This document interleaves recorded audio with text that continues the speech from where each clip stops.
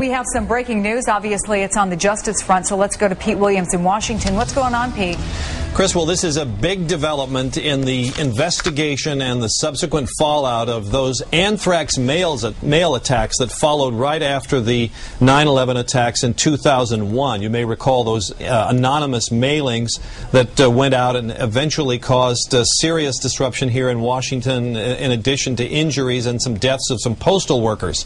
One of the people who was caught up in the investigation was a former Army scientist named Stephen Hatfill, who was once described by the Attorney General as a person of interest in the case.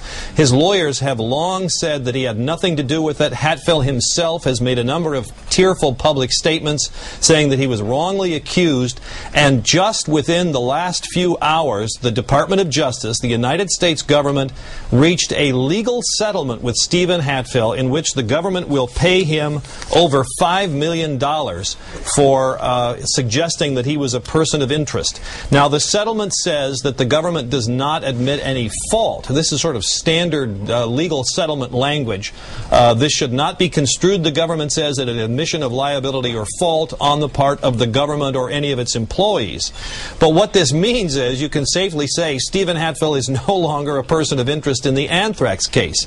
The government, the Justice Department, would simply not reach a legal settlement with someone on Friday and then charge them with the crime the next week. So I think you can safely conclude that the United States government has formally washed its hands of Stephen Hatfill as a suspect in the Anthrax case or a person of interest.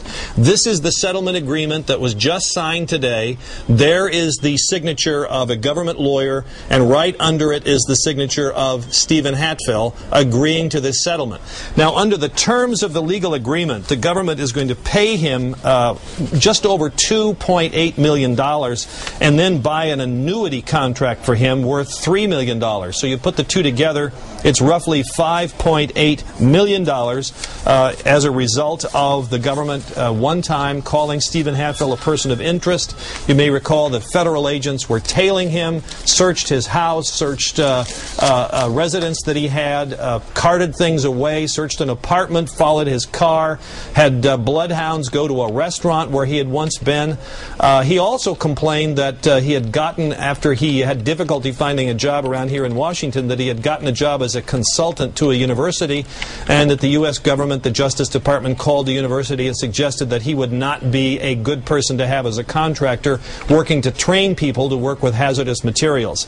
So this is a big development in the Anthrax investigation. The government reaching a settlement with one-time person of interest Stephen Hatfill in the Anthrax investigation, an investigation that still goes on, and as of just today, law enforcement officials tell NBC News that they do not believe any indictments are imminent. So this is not a sign that somebody else is about to be charged, but it is a sign that the government has washed its hands of Stephen Hatfill and will also pay him over $5 million. All right. Thanks, Pete. Appreciate that. All righty.